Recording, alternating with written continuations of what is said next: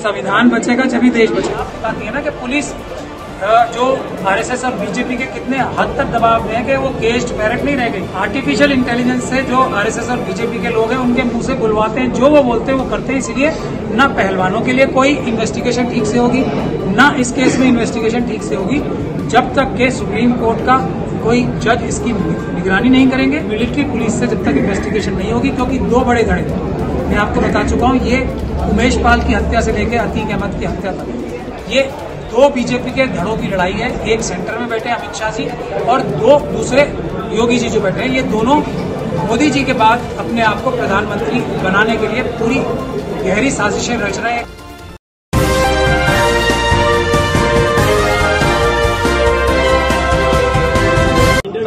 मैं हूं आपके साथ नदीम अकरम। इस वक्त हैदराबाद में हम मौजूद हैं। जैसा कि आप पीछे बैनर देख सकते हैं, मिशन सेफ कॉन्स्टिट्यूशन, जिसको बचाने की वाकई में जरूरत है। और इससे पहले ये तमाम चीजें जो हैं वो इसमें लिखी हुई है। और सबसे ही पहली बात लिखी है कि we the people of India, क्योंकि इसके बारे में जानना समझना बहुत जरूरी है। बाबा साहब का जो संविधान है उसकी लगातार धज्जियां उड़ाई जा रही है और एडवोकेट महमूद पराचा साहब जो हैं वो लगातार जमीनी स्तर पर उतर के सेफ कॉन्स्टिट्यूशन को बचाने की कोशिश कर रहे हैं। क्यों जरूरत पड़ रही है आखिरकार संविधान को बचाने की, जो लगातार हम लोग देख रहे हैं धज्जियां उड़ रही है?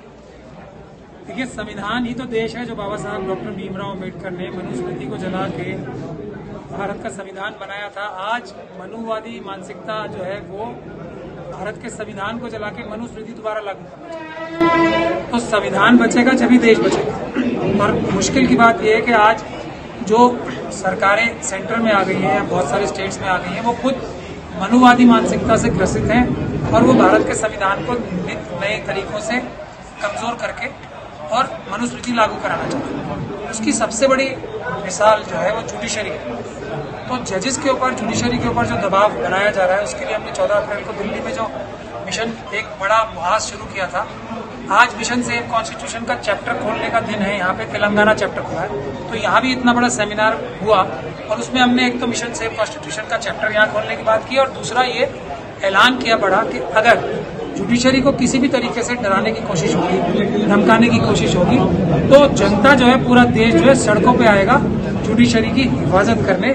जजेस के ऊपर सरकारी दबाव किसी हालत में नहीं सहा जाएगा।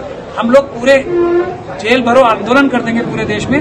अब के बाद किसी भी सरकारी मंत्री, संतरी, अधिकारी ने जजों को डराने की हिम्मत की तो वो बर्दाश्त नहीं करेगी देश की जनता। ये दो बड़े ऐलान यहाँ से हुए। क्योंकि पराचा साहब, आपने एक बहुत लंबी तकरीर की जिसमें आपने कई नौकरों के बारे में बताया और सबसे पहले जो जजों के बारे में बताया, क्योंकि हम लगातार देख रहे हैं नूरा कुश्ती का खेल जो है खासतौर पर कॉलेजियम विवाद के साथ साथ जजों के साथ में चल रहा है, प्रेशर बनाने की कोशिश की जा रही है। कैसे बचा सकता है? और आम पब्लिक में तो सीधा सीधा मैसेज ये जाने की कोशिश करती जाती है कि देखिए, जब जज ही सेफ नहीं है तो आम जनता कैसे रहेगी? कि इसी वजह से ना मैं कोई जो आज जो जुडिशियल सिस्टम है उससे बहुत ज्यादा खुश नहीं हूँ। इसमें कोई शक और शुबे की गुंजाइश नहीं है, अच्छे फैसले नहीं आ पा रहे। लेकिन जजेस ने तो 2018 में सिटिंग जजेस ने प्रेस कॉन्फ्रेंस करके इस बात की गुजारिश जनता से की थी। हम लोगों ने 5 साल लेट किया।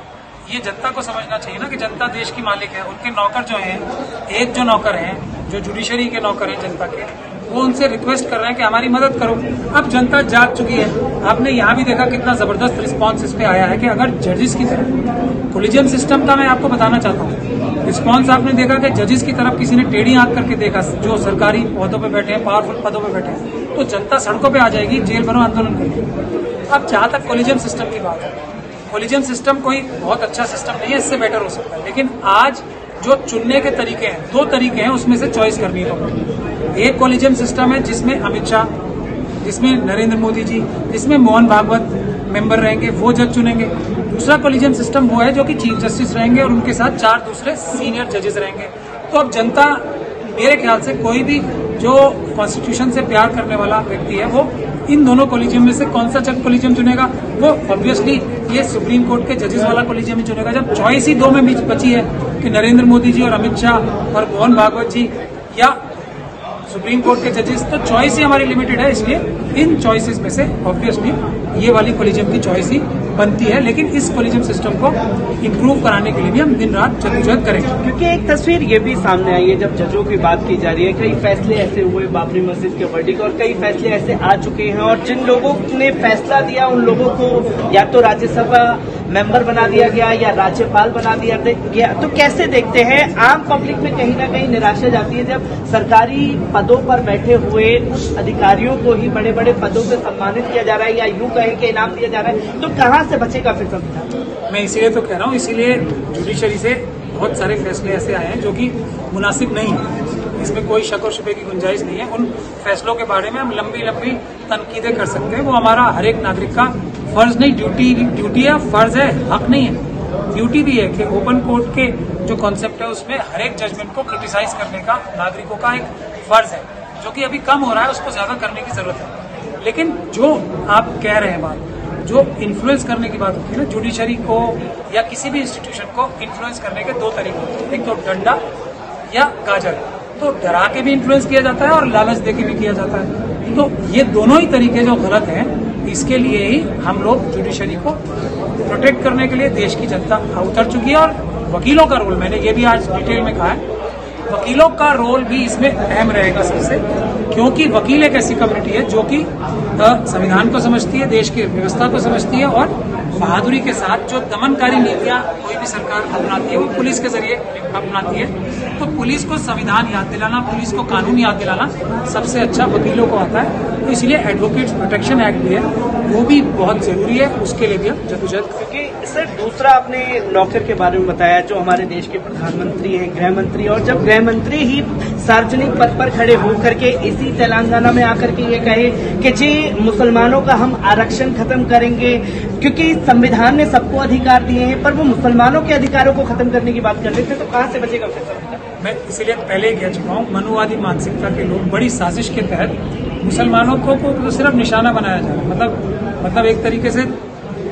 सबसे आगे रख के। असली निशाना जो है SC ST और OBC है, दूसरी माइनॉरिटी भी है, लेकिन मुसलमानों का एक उनके पास एक ऐसा फॉर्मूला मनुवादी मानसिकता के लोगों के पास आता है कि मुसलमानों के लिए नफरत पैदा करना, वो SC ST OBC और दूसरी माइनॉरिटीज को की लूट डकैती उनके अधिकारों की कर सकते हैं, और उस पर किसी का ध्यान ही नहीं देता। तो असम में आपने देखा है, हर जगह आपने देखा है, मुसलमानों से ज्यादा जुल्म हो रहे हैं तो शेड्यूल ट्राइब्स पे हो रहे हैं, शेड्यूल कास्ट पे हो रहे हैं। इसी तेलंगाना में जो ट्राइबल्स हैं, उनकी धरती, वो सभी इतने रिच लोग होते हैं, अगर उनकी धरती का जो असली हक है उनको मिलता, जो खनिज पदार्थ निकाले जा रहे हैं उसका हक ट्राइबल्स को नहीं मिल रहा। तो ये मुसलमान तो सिर्फ दिखावा है, इनके साथ भी जुल्म हो रहा है, मैं मना नहीं कर रहा हूँ, लेकिन इस जुल्म को करके वो दूसरे लोगों को बेवकूफ बना रहे हैं ताकि उनकी जेब और उनके घर लूटे जा सके। क्योंकि तीसरा सवाल आपने तीसरे नौकर के बारे में बताया जो कि हमारा पुलिस प्रशासन है, क्योंकि कल ही हमने खासतौर पर सुप्रीम कोर्ट का यूपी पुलिस को लेकर के स्टेटमेंट देखा जहां साफ तौर पर अतीक अशरफ का जिक्र किया। आज वही यूपी पुलिस अभी कुछ देर पहले प्रेस कॉन्फ्रेंस करके कहती है कि अतीक अशरफ ने ही ये हत्या की पूरी साजिश रची थी, क्योंकि वो नाटक करना चाहते थे ताकि सिक्योरिटी पा सके। जब पुलिस अधिकारी ही इस तरीके के स्टेटमेंट देंगे किसी के हत्या पर, तो कैसे संविधान सुरक्षित रहेगा? इम्प्रूवमेंट की अभी जरूरत है ना, मैं कह रहा हूँ ना, अभी सुप्रीम कोर्ट को भी ऐसी चीजें कर रही है आज की ये मनुवादी सरकार है, जो कि कोई भी सुप्रीम कोर्ट के जजेस भी हैरान हो जाते होंगे, परेशान हो जाते होंगे कि किस तरीके के बेशर्म और घटिया लोग हैं। पहले सुप्रीम कोर्ट के सामने ही जब अतीक अहमद के रिश्तेदारों ने पिटीशन डाली, तो जो यूपी पुलिस के अधिकारी थे, उनके लॉयर्स थे, उन्होंने सुप्रीम कोर्ट को झूठ बोला कि सारी सुरक्षा हम दे रहे हैं, आप फिक्र ना करो। उस बेसिस पे उन्होंने ऑर्डर नहीं किया कोई। अब जब ऑर्डर किया तो उसके बाद ये स्टेटमेंट जो आप बता रहे हैं मैंने सुनी नहीं है कि उन्होंने खुद अपनी हत्या की साजिश की थी।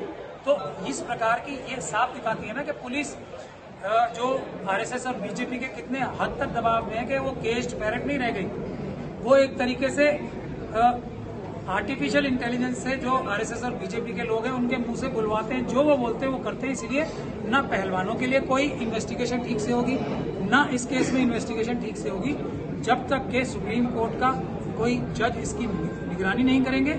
और दूसरा, ये मिलिट्री पुलिस से जब तक इन्वेस्टिगेशन नहीं होगी, क्योंकि दो बड़े धड़े मैं आपको बता चुका हूँ, ये उमेश पाल की हत्या से लेकर अतीक अहमद की हत्या तक, ये दो बीजेपी के धड़ों की लड़ाई है। एक सेंटर में बैठे अमित शाह जी और दो दूसरे योगी जी जो बैठे हैं, ये दोनों मोदी जी के बाद अपने आप को प्रधानमंत्री बनाने के लिए पूरी गहरी साजिशें रच रहे हैं एक दूसरे के खिलाफ। मुझे तो यही शक है कि ये उस साजिश का हिस्सा है। उस बात पे इन्वेस्टिगेशन होनी चाहिए मिलिट्री पुलिस द्वारा और सुप्रीम कोर्ट के सिटिंग जज। चौथा और एक आखिरी सवाल मैं आपसे लेना चाहूंगा, जैसे कि आपने बताया कि जब आप काला कोट डाल करके कोर्ट में पहुंचते हैं तो आप भी नौकर हैं, और जब वो आप निकाल देते हैं तो अपने आप को एक तरीके से जो नौकर है उनके खिलाफ बोलने की एक हिम्मत सी जगती है। मैं ये जानना चाहूंगा, जब सड़कों पर लगातार आप एहतजाज करते हैं तो हमने देखा कि दिल्ली में आपको खासतौर पर डिटेन किया गया, कई बार गिरफ्तारी करवा दी जाती है, जहां भी जाते हैं एक माहौल बना दिया जाता है, तो कैसे देखते हैं जब वकीलों के ऊपर हमला हो रहा है, जजों के ऊपर हमला हो रहा है, और तो आम जनता किस पर भरोसा करेगी, कैसे संविधान सुरक्षित है? देखिए, पुलिस हमला उसी पे करती है ना जिससे खतरा होता है। संविधान से ज्यादा सबसे ज्यादा खतरा है जो मनुवादी मानसिकता है ना बीजेपी आरएसएस को। अगर सबसे ज्यादा किसी से खतरा है तो एक तो बाबा साहब डॉक्टर भीमराव अम्बेडकर से और दूसरा उनके संविधान से। तो इस बात को समझना चाहिए, और हम लोग जो बाबा साहब डॉक्टर भीमराव अम्बेडकर को और भारत के संविधान उनकी आइडियोलॉजी को बचाने के लिए सबसे आगे आगे चलते हैं, तो सबसे ज्यादा खतरा तो उन्हें हमसे ही है ना। तो ये उनकी बात को बुरा नहीं मानना चाहिए।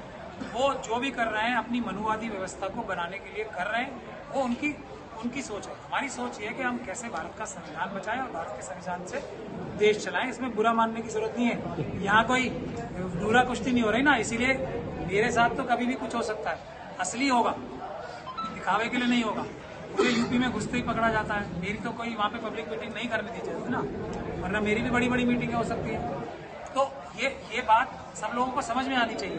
मेन स्ट्रीम मीडिया जिसको दिखाता है, कुछ मैं इशारों में ऐसे पॉइंट्स बताना चाहता हूँ, इशारों में नहीं डायरेक्टली, जो दलालों का, आरएसएस के दलालों का और उनके जो एलिमेंट्स हैं उनकी तरफ पहचानने का तरीका बताना चाहता हूँ। एक तो मेन स्ट्रीम मीडिया में जिसको भी कवर किया जाता है, बड़े लेवल पे कवर किया जाता है, वो उतना बड़ा दलाल है।